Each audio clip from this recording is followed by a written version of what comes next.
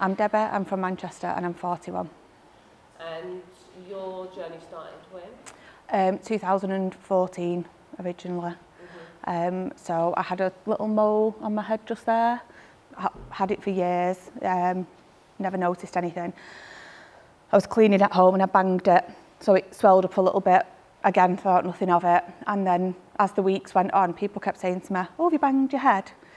And it just didn't go down. It was raised and it was red around the outside of it. And my friend was due to get married, and at her wedding, her mum and another person mentioned it to me. So I went to the doctors, spoke to the doctor, who said, absolutely fine, nothing to worry about, but I'll just transfer you over just in case. Heard nothing, had to chase it. The referral had got lost, it was just a mess up. So there was about a 3 or 4 month delay from then to me going. So I was referred to a dermatologist. My local hospital is Salford. Went to Salford Hospital, met with the dermatologist. Again, looked at it, absolutely fine, not worried, but I think we'll take it off just in case. They said, we don't want you to be concerned, but because it's your face, we want it to be a good plastic surgeon. Yeah. So the two best ones in the area are Wythenshawe Hospital or Christie's, which is obviously cancer. They said, but we don't want you to panic. It is just, they're really good plastic surgeons. Have you got any preference? So I said, whichever's quickest. Then got an appointment to go to Christie's in the August. Went in and was seen mid-August time. Again, the lady at Christie's said, she wasn't worried, but they would take it off. And then I got a phone call to say, can you come in? And it was quite quick, and I was married at the time and it was my partner's birthday, and I was like, oh, but it's your birthday. And he was like, no, you go and get it done. So I went and had it took away. That was the end of August. Heard nothing. Got to October. I'd only started a new job the year before, so I was still quite new in my workplace, in the kitchen, and one of my colleagues said, oh, because it obviously had a small scar, did you ever hear anything? So I said, no. So she said, don't worry, the time you need to worry is when they phone you and say, we need to see you tomorrow. But until then, you'll be fine. So I said, okay. Came home from work that night. My daughter was 8 at the time. She had friends home for tea. My phone rang with the old number, answered it. Hi, I'm phoning from Christie's. Can you come in the morning at 9 o'clock? I was like, what? Just kind of knew straight away. But obviously I had my daughter's friends there for tea, so kicked into mum mode and carried on. Spoke to my husband and he was like, got a really busy day tomorrow, I can't get the day off. So luckily my family are fantastic. My dad and my sister cancelled everything. They took me to hospital. Went in, really small room with one chair for a patient and one for a doctor. And obviously I've got my dad and my sister with me. The doctor came in and a nurse as well. So I knew it was bad news, and they said it was melanoma. So they were going to do the wider local excision, which I then had. And from there they said they were happy. They did the injection to test the lymph nodes, but it drained into my neck. So they said to take the lymph nodes out in your neck is just wasn't advisable. Okay. I was 31, weighing up the risk of the damage it could cause and things. They were happy to leave it. So that was 2014. Carried on with regular checks through Christie's, and through yourself, I got a referral back to the dermatologist at Salford. Asked for mole mapping, but they don't do it. So I would just go and have a skin check with them. And then after 3 years, they said, we'll stop scanning you now because obviously it's weighing up the risks of the scan against the risks of that, and it's okay, fine. And then me and my husband had decided to try for another baby. And I had 2 miscarriages, and I was like, something was just niggling. So I thought, well, I'm a little bit older, try and lose some weight and look after yourself a little bit. So I did that, and then got pregnant again, and then I had another miscarriage, and it was terrible. I ended up in hospital. It was really awful, and something was just niggling at me, and then I just had this little niggly cough that wasn't going away. And I'd had a car accident, so I had a little bit of pain in my back. So I was thinking, is it? What could it be? Yeah. And I always remember I'd gone to the doctors, and luckily my GP was fantastic, listened to me, and he just said to me, you think your cancer's back, don't you? So I said, I don't know. I said, I I've just got this feeling that it always sticks with me. When I was going through cancer the first time, they said to me, the cancer you've got, if it was to come back, it would be aggressive. And it's just niggling me. So, and he was brilliant. He said, okay, we'll send you for a chest x-ray, rule anything out first. He said, could be pneumonia, could be asthma, lots of things it could be, but we'll do that first. So I went the next day, had the chest x-ray, then got a phone call from the doctor on the Friday to say, we need to see you Monday evening. So again, I was like, I've got a feeling something. Went in to see the doctor, and luckily that GP stayed with me throughout the first year of my second journey, and he just said, there's a shadow on your lung. We're worried, but we don't know what it is. He said, so I'm going to put you into the cancer screening pathway, you go in that way. So I said, okay, and I was just numb. The first time I'd had cancer, I hadn't told Brooke that it was cancer, because she was young and it was just a scar on my head. So I just said to the doctors have found something, taken it away. And then this time, obviously she was older, and I thought, I need to tell her. But there was just, basically I'd gone to the doctors on the 15th of May, and I didn't actually get told what cancer it was and things until the end of June, because I had to go, I went into the normal cancer way, not back to Christie's. Okay. So they thought it was possibly lung cancer. Oh, wow. So I went in and they did, is it the bronchoscopy? And they go down your nose and into your lung to take a biopsy, but they couldn't get what they needed. I went for PET scans. I was basically... They didn't think it was the melanoma? No, they thought it was lung cancer. Oh, right, okay. So I was basically all over. I did a tour of Manchester's hospitals, having scans at different hospitals and things. And then eventually I had a needle biopsy, which was just the most horrendous thing I've ever had done, into my lung. And at the time I was still in the normal cancer pathway, and I just remember going to another local hospital, and the doctor didn't even look at me, didn't give me eye contact. He just looked at the floor, and his words were, it's big and it's bad, and if it's lung cancer, there's nothing we can do for you. It's next to the main artery in your heart. He said, so the only thing you can hope is that your biopsy comes back and it's your melanoma that's back, because you may have options then. But if it's not, we haven't. And I literally came out of that appointment that day and was like, just absolutely devastated. I was really, really lucky. My older brother and his wife, she's a nurse, came to every appointment, sat down with me when I had to tell my daughter. It just literally were fantastic. They have been. That weight that you had from that to then figuring out whether it was the melanoma that had returned or in fact it was lung cancer. Yeah. How long was the wait? So that was from the 15th of May until the end of June. So it was about 6 weeks. Wow. And during that time, Brooke was leaving primary school. So it was all the leavers assemblies, leavers masses, and I just remember sitting in the leavers mass with my mum. Me and my husband are not together anymore, and I think it's possibly why, because the journey is just horrendous, and I think, like we've spoke about, the journey for the people around you is just possibly more horrendous than it is for you.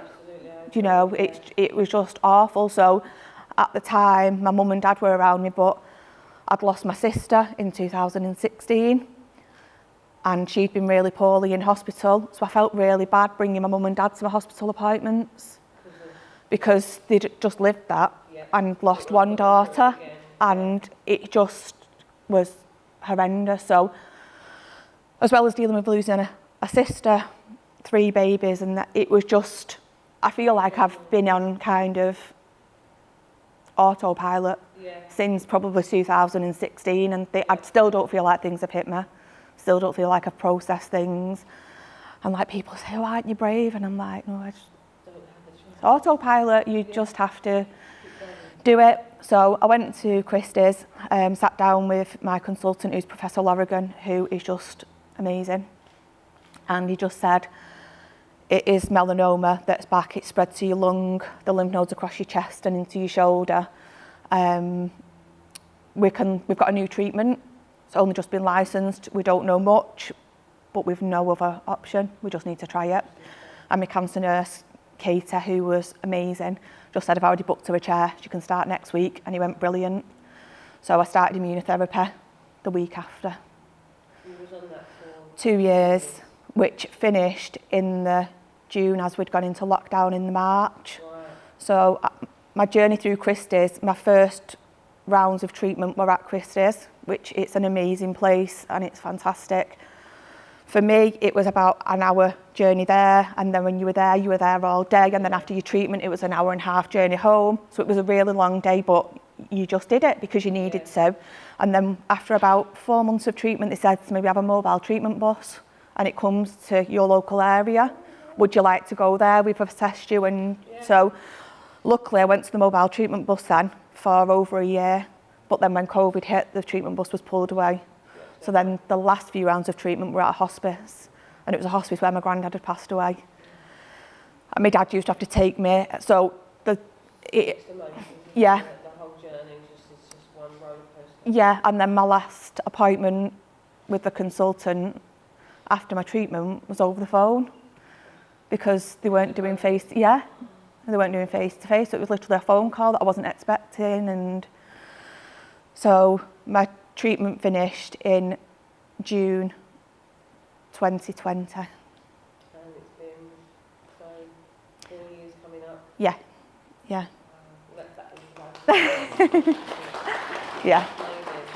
So you get checked? I get checked, so it was every 3 months, every 4 months. I'm now on every 6.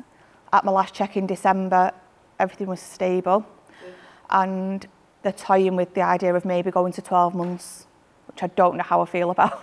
Yeah, I get that, yeah. Because it's great, because then I've not got that whole anxiety, worry, scan. Do you prefer to have the scans? Yes. And that's my worry, because they'd stopped doing the scans last time. And I don't know how long I'd had it last time. I don't know how quickly it had progressed. Yeah. So I feel with the 6 monthly scans, I've got that safety net. And then I think if we go to 12 monthly, are we? Do you think, coming from someone who's obviously progressed to well, that would be stage 4, right? Yeah. So someone who's talking from your perspective then, do you think that at stage 1, all the way from the beginning, do you think that people who have been diagnosed with melanoma should be scanned on a regular basis? Yeah. How often do you think that people should be? So stage 1 in situ, all the way from the beginning. Just say once a year, twice a year? For me, I think the every 6 month thing is, Because not only would that obviously help us as patients to, like, it's the reassurance, isn't it? Yeah. Just knowing that them every 6 months we've got that, and some people might not find it very comfortable. Yeah. I know I would personally. Yeah. Because the whole anxiety and the whole mind set to it, it can definitely run away from you. Like, you find the smallest little lump in it, and I've had a few scares over my time. Yeah. I've recently found a breast lump. Luckily enough, mine was all fine. Yeah.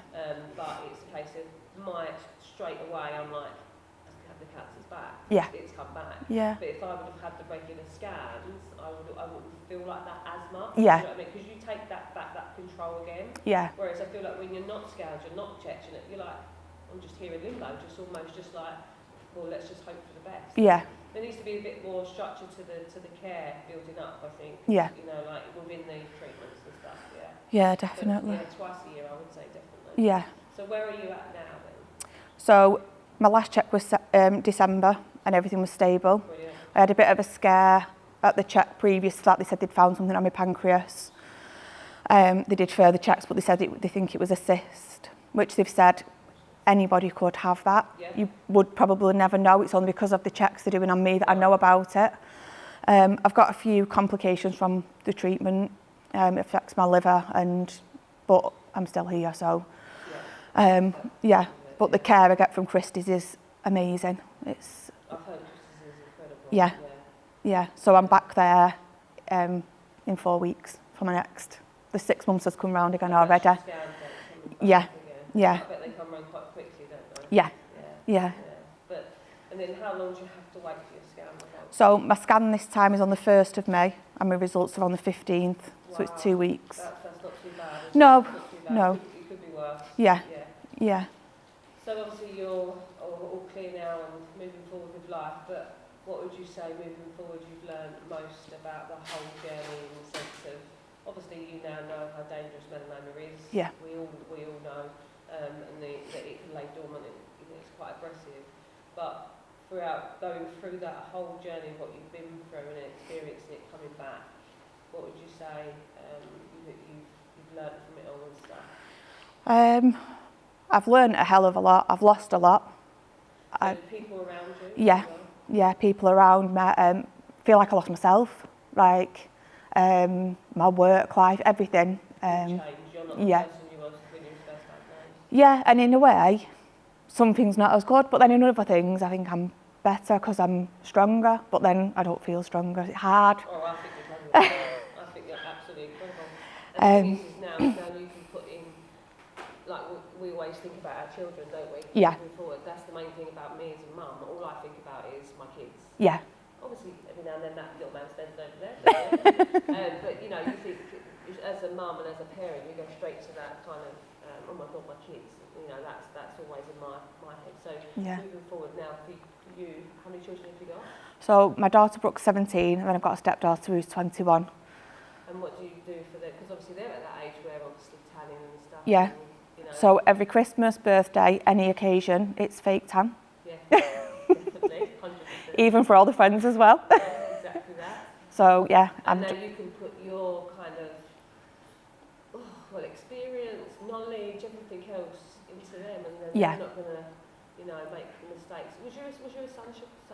Let me get that out. No, never really. And where the mole was on my head, like, because the doctor said to me when they diagnosed me the first time, they had to get 3 separate opinions because the sort of cancer I had was generally found in old men, not younger women. Because I was only 31 at the time, so they said they'd had to get all these extra opinions on it. I've always had my hair down, wore baseball caps. There as well, doesn't it? Yeah, so it was literally right on my hairline. It was quite high up. So, it was somewhere I've always used sun cream and stuff. I've never.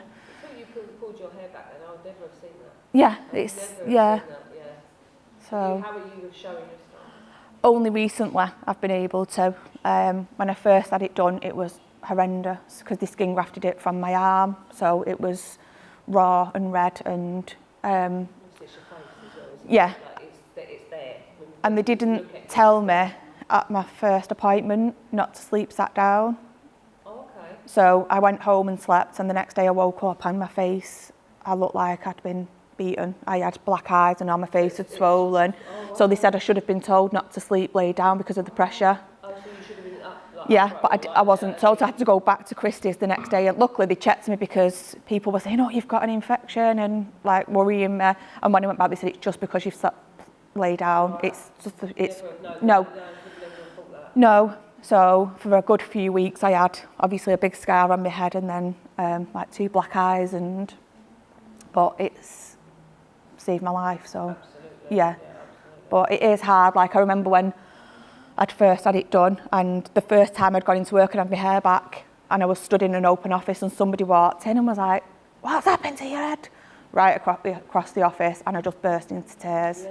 Yeah. It was awful. So I guess people just look and think, "Oh, what? She's hit her head, or she's had something, like, oh, she's fell over." Yeah. You'd never imagine that would cause all from one tiny little thing on your face. It's mad. Yeah. It is mad. And again, it comes back to the face. I had to have that one removed off my face. Lucky enough, it was fine. Yeah. But the anxiety of it, I've obviously had loads all over taken off. But as soon as it came to my face, I was like, this is a whole different ballgame. I've never dealt with this before. This is new to me. Because you can hide the rest. Yeah. You can hide them, but on your face, you're like, oh my God, that's my face. This is a different level. Yeah. So that must have been quite, in itself, quite a journey. Yeah. To deal with people looking at you and stuff like that. Yeah. And it's only recently that I will wear my hair back when I go out and stuff. You did a fantastic job. Yeah. It's the same as doors. I genuinely can't believe you would never have seen it. Yeah. Surgeons were amazing. Aren't Yeah. They really are. And they are. I've always found the plastic surgeons, everyone's I've dealt with, has been absolutely lovely. Like they've got really good what I call bedside manner. Yeah. They just make you feel at ease. Yeah. But they are good. So what would you do? What would you say moving forward for anyone who should get skin checked clearly? But what would you do if you found a mole, and then what can you do? What would you do after that? I think going and getting it checked and if you're not listened to, pushing and chasing up, because mistakes do happen, referrals do go missing. It happened with me, and I was naive. I didn't chase it. I was busy. I had a young family, but you just need to prioritise it and chase it. Yeah, because get a second opinion. Would you say? Yeah. So sometimes, obviously, GPs could be a bit like, oh, that's fine, but definitely go and get. Yeah. Only because I'd moved house, I'd changed GPs, and I wish I would have had the second GP for my first journey, because he was just, he made sure that I saw him when I went in. It was just that thing of that continuity of it, of he'd just phone me to check, are you okay this week? Because obviously them first 6 weeks, I had so many appointments, I was all over, and he'd just ring me. Really nice, it was brilliant. It was. God, you don't get that very often. No. And that's lovely, Yeah, and like I say, now the cancer nurse that I've had is the same one from the start, so she knows me. You know, you haven't got to really, like Tristan was saying, about go back in the room and just like telling the whole story again, because that can be really frustrating. Like, I've had to do it so many times, and you just feel like a broken record. And you're almost like you're talking to somebody who doesn't really want to listen until they hear one thing, and then all of a sudden they listen. I don't think it should be like that, but So so obviously moving forward now, all clear. What would you give any advice to anyone who is newly diagnosed then, moving forward? Talk about it as much as you feel you're able to and you need to. Get support. Maggie's, I'm lucky there's a Maggie's centre near me. They've been amazing. They have a melanoma support group as well, which is really good, and I've found that really helpful. Online support in the right areas. Don't Google things, because them late night Googling sessions are not good. No. But then it's that awareness, isn't it? And it's just, get the support where you can from the people who are around you. I have, like I say, my family have been amazing. It's good to have support around you, because I think that's really important. Without that, it can be even harder. Especially now as a single mum as well. It's that thing of knowing if the worst was to happen, who's there for Brooke, who's gonna, you think all sorts, don't you? You just want them, and that support mechanism around you is lovely to have. Well, thank you for doing this today. I really appreciate it. How far have you travelled again? Literally from Manchester. 3-4 hours? Yeah. Go get yourself something to eat. I've got cake in there, if that helps. Yeah, we need cake. Right, thank you so much. Thank you. Thank you.